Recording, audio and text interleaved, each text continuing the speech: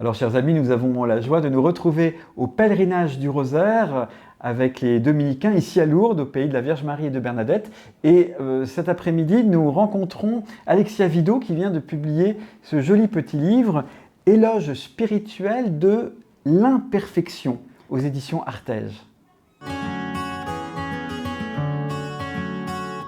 Alors Alexia, bonjour. Merci d'être avec nous et puis à tous les internautes qui n'ont pas pu venir à Lourdes mais qui sont soucieux d'apprendre plein de choses avec les intervenants, les personnes qui donnent des conférences ici au pèlerinage du Rosaire. Vous avez écrit ce petit livre, Éloge spirituel de l'imperfection. Et donc évidemment, la première question qui se pose, c'est que on ne comprend pas là, on ne comprend pas.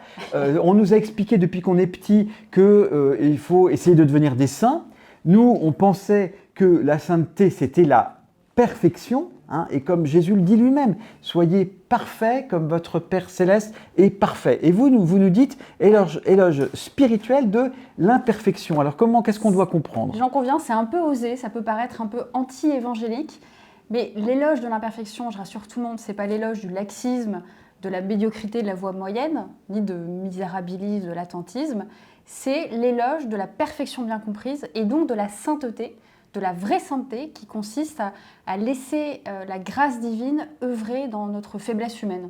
Donc en fait, le saint ou la sainte, ce ne sont pas des surhommes, hein, c'est des gens habités par l'Esprit de Dieu qui les transforme de l'intérieur. Ils sont parfaits dans la mesure où ils acceptent de ne pas l'être et d'avancer chute après chute, échec après échec sur le chemin vers la sainteté, qui est le chemin de l'imperfection en fait. Et Bernanos d'ailleurs parle des saints qui ne sont pas des surhommes, qui ne sont pas des héros, mais qui sont les plus humains des humains. Le prix de la sainteté, c'est d'accepter nos imperfections, non pas essayer de les cacher, de le dépasser, de s'y opposer, mais assumer cette patte humaine qui est grumeleuse, qui est pesante, l'assumer et l'offrir à Dieu qui vient comme un chiffonnier, selon l'expression de Marie-Noël. Et c'est lui qui après va faire son travail de transformation de notre boue en or. Ah oui, oui. Et d'ailleurs, on est à Lourdes, et Bernadette, elle a découvert comment la source, c'est en grattant dans la terre boueuse. Donc en fait, le dicton qui dit un saint pêche 7 fois par jour est un dicton qui est proche du réel. Je pense, hein, même les plus grands saints, le plus grand saint n'a pas pu s'extraire de l'humaine condition avec son cortège de péchés, d'épreuves, de contrariétés, de défauts. D'ailleurs, Bernadette aussi disait, 2 ans avant sa mort, je voudrais qu'on dise les défauts des saints et ce qu'ils ont fait pour se corriger, cela nous servirait bien plus que leurs miracles et leurs extases.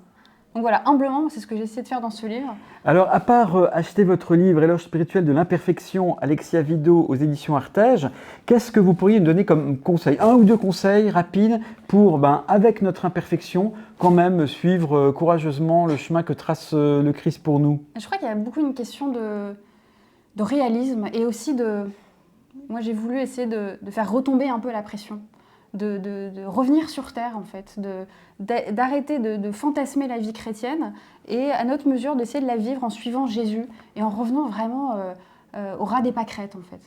Donc, la sainteté au ras des pâquerettes. Oui, je trouve que ce serait un bon titre. Ce sera peut-être votre prochain livre. Merci beaucoup, Alexia. Merci beaucoup. Merci. Et puis, bonne route avec le bon grain et l'ivraie qui sont notre vie, qu'on peut présenter au Seigneur pour devenir des saints et des saintes.